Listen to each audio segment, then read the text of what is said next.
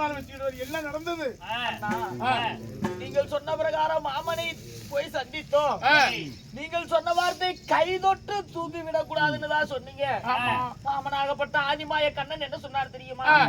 கை தொட்டு தூக்கி விடவில்லை என்றால் சரி, பீமன் கையில் இருக்கக்கூடிய திண்டாயுதத்தையும் உன் கையில் இருக்கக்கூடிய காண்டியபத்தையும் கொடுத்து என்னை தூக்கிவிடு என்று சொன்னார். நானும் அண்ணனும் இருவரும் சேர்ந்து திண்டாயுதத்தையும் காண்டியபத்தையும் கொடுத்து தூக்கினோம்.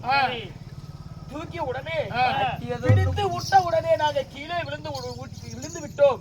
அதற்கு பிறகு எங்களுடைய உடலிலே இருந்த வேகம் விவேகம் எல்லாம் குறைந்து விட்டது.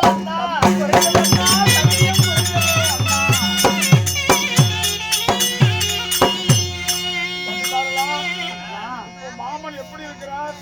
கடைசி வார்த்தையாக உங்களிடத்தில் ஏதோ மாமன் பேச வேண்டுமா, உங்களை அழைத்துக் கொண்டு வர சொன்னார். அப்படியா?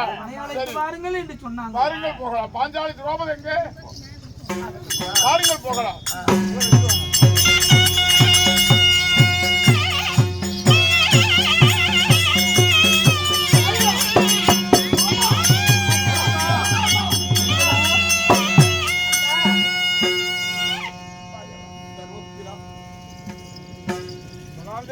இப்படிப்பட்ட நிலைமை உங்களுக்கு உருவாக்கி விட்டது கண்ணா. இப்படி பகவானாகி நீங்களே இப்படி இருந்தா எங்களுக்கு யாரு ஆறுதல் சொல்லுவா? எங்களுக்கு யாரு வழி காட்டுவா?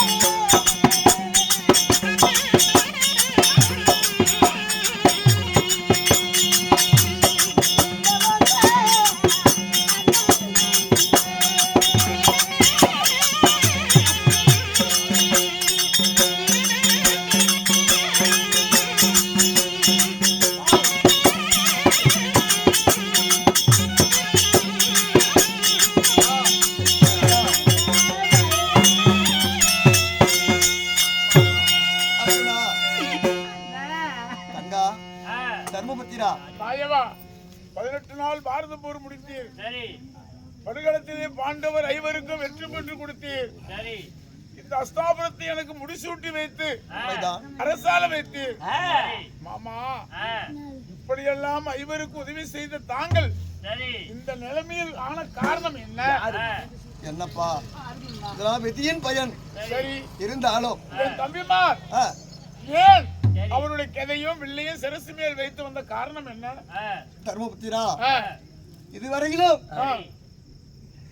ஐவர் பஞ்ச பாண்டவரை நான் பாதுகாத்து, சரி, இதுக்கு மேல் யுகம் மாறுகிறது. இதோ எனக்கு மடியும் காலம் ஆகிவிட்டது. அதனால இவளை இதுவரைக்கும் பாதுகாத்து வந்த இப்படி விட்டு போனா இவளை ஆதரிக்க யாரும் இல்லப்பா. அதாவது புகபல பராக்கிரம் இருந்தா சண்டைக்கு போவாங்க. உண்மைதான். சத்து இல்லாதவை சண்டைக்கு போய் ஒருத்தர் அகப்பட்டுக்கிட்டு அவங்களை காப்பாத்துறதுக்கு யாரு இருக்கிறா? யாரும் இல்ல. இது நாள் வரை நீங்க இருந்தீங்க. உண்மைதான். அர்ஜுனனையோ பீமனையோ ஆபத்து இருந்து காப்பாத்தி கொண்டு வந்தீர். உண்மைதான். இப்பொழுது நீங்கள் அங்கீகாரம் அடைய போறீர். ஆமா. பீமனோ அர்ஜுனோ போய் யார் இடத்திலாவது அகப்பட்டு கொண்டா அவரை ஆதரிக்க யாரும் இல்ல. அதனால உடம்புல இருக்க சத்த பூரா பிடிங்கிட்டீங்க. சத்து இல்லாத சண்டைக்கு போவானா? போக மாட்டான். அதனால சத்த பூரா இதுதான் காரணமா? ஆமா. அதனால இப்ப உன் கையில இருக்கும் கதை, அர்ஜுன கையில இருக்கும் வில்ல ஆஸ்திரம். இதோ யமுனா நதி கரை தண்ணி ஓடுகிறது. அந்த யமுனா தண்ணி கடலிலே போட்டு விடுங்கள். அந்த யமுனா நதி என்று சொல்லக்கூடிய ஆத்துல கொண்டு போட்டுறணும். உண்மைதான். பீமனுடைய கதையும் அர்ஜுனன் கையில் இருக்க காண்டிப வில்லையும் யமுனா நதி கரை ஆத்தில கொண்டு போய் அதை போட்டு வேண்டும். உண்மைதான். போட்டுட்டு சரி, இதோ நான் முன்னாடி சொர்க்க பதவி அடைகிறேன். சரி மாயவா, நான் போன பிறகு உன்னுடைய பேர பிள்ளை பரிசுத்துக்கு இந்த அஸ்தாபுரத்தை பட்டம் கட்டிட்டு எனக்கு பின்னால் உண்மைதான் இந்த நாட்டை ஆள உத்ரி என்று சொல்லக்கூடிய உத்ரகுமாரத்தை வைத்து பரிசுத்து பிறந்திருக்கான். உண்மைதான். ஆனா அபிமன்னனுக்கும் உத்திரிக்கும் பிறந்த பரிசுத்துக்கு அஸ்தாபுரத்தை பட்டம் கட்டிட்டு உண்மைதான். ஆனா சொர்க்கம் வந்து சேருங்கள். நீங்க பேர பிள்ளை பட்டம் தரித்திட்டு நீங்க வந்து சொர்க்கம் சேருங்க.